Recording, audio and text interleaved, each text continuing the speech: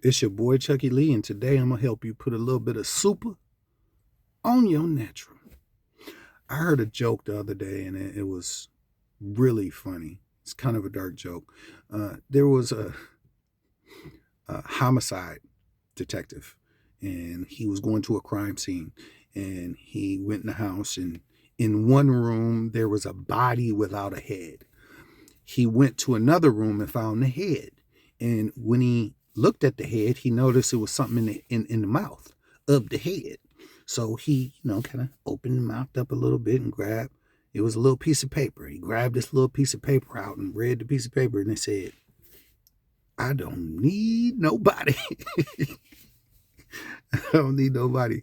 And it reminded me of a lot of the posts that I was seeing a couple of days ago on Valentine's Day. And which was, "I don't need no man." And here's the thing about that.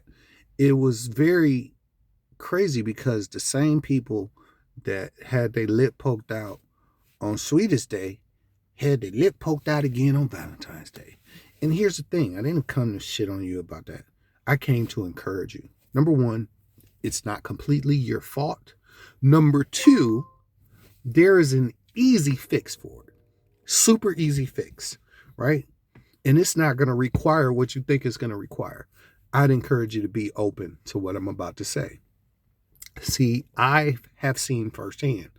See, in our community, I have been privy to many masculine, A-type personality, stubborn, opinionated women with no husbands.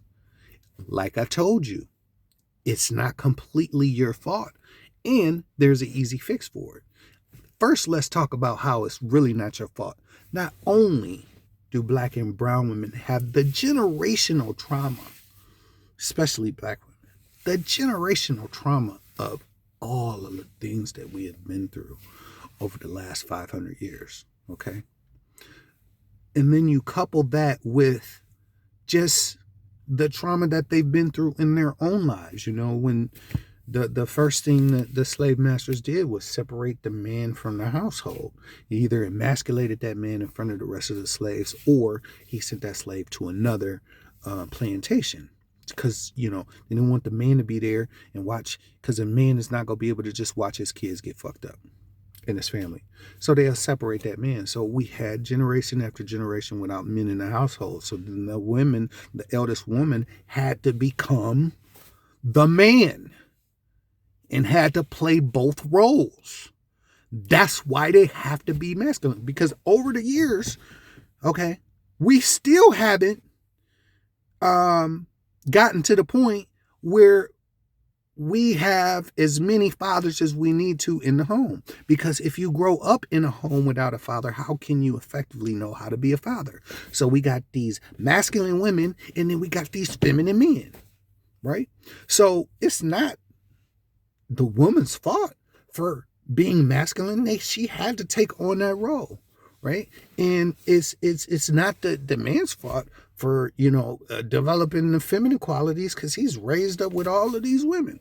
So you got these bitch ass men and these manly ass women, right?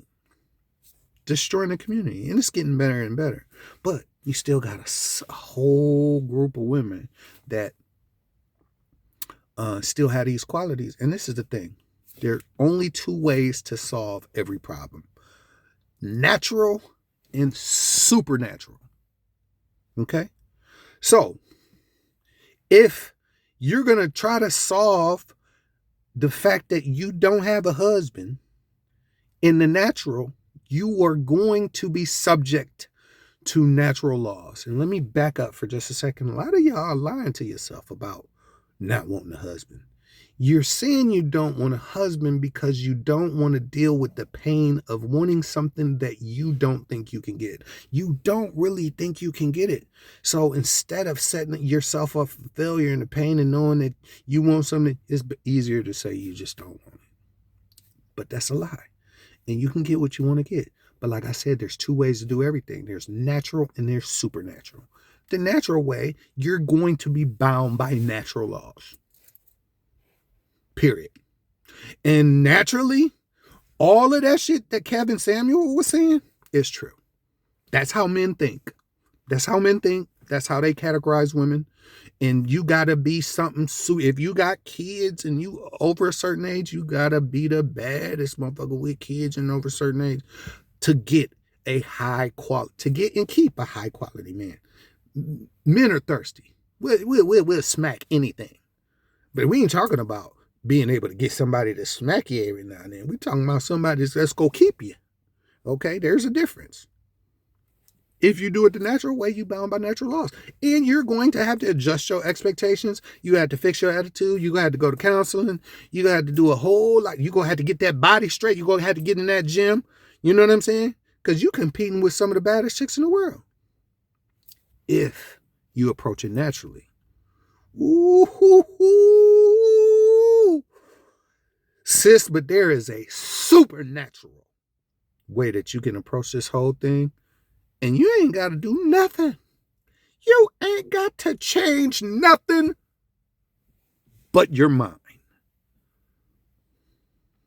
Nothing more powerful in the universe than a changed mind. Because not only did I see those posts with those women with their lip poked out, I also saw some of the nastiest. And when I say nasty, their women were nasty looking, nasty demeanors, unhealthy, sloppy, with men and husbands that will go to the end of good men and husbands. Not just them old out of shape lame, I just need somebody to wipe my ass at the end of my life type of men. No, good, nice looking husbands with money and will worship the ground that these girls walk on.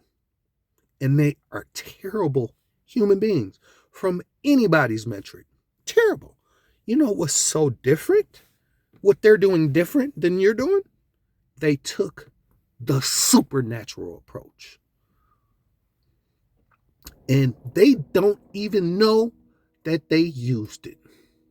They are just so delusional. And we go get back to delusional. That they told themselves, I don't care how ratchet I am. I'm going to go get a man to worship the ground that I walk on. And I'm going to be able to run him. I'm going to talk to him like he ain't shit, like he one of the kids. And he going to keep coming back for more whoopings every day. And give me what I want. And I talk to him. I do what I want with him. And she gets it. Every time. Every time I've seen somebody with that type of mindset, they always get the man that they want. Because that's the supernatural approach. I don't give a fuck what I look like. I don't give a fuck how mean I am. I'm going to get what I want. And when you have that type of conviction and that type of mindset, you are using the supernatural approach. I am not justifying or telling you to be an asshole. What I'm telling you is that the only reason you don't have what you want to have is because you don't think you're going to be able to get it. And you know that deep down inside, you're not willing to do what it takes to get it. But you don't have to do anything but change your mind. The world is yours. That's not being self-centered. You should be self-centered because the world revolves around you. You are the operant power. Everything you see is a reflection of your inner state.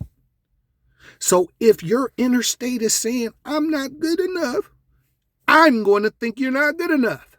If your inner state is saying, they ain't going to want me because of this and this and that, I'm not going to want you because of this and this and that. But if your inner state is saying, I'm going to get what the fuck I want every time because I said so, because it's my world, that's going to be your experience. You are all that is. God made you everything by giving, God gave you everything by making you everything. You got to understand what this is to be made in the image of God. Jesus told you the kingdom of heaven is within. It is within. That means God is inside of you. You are one with the limitless creator, which also makes you limitless. Change your mind, and your circumstances will surely follow. Have a blessed day.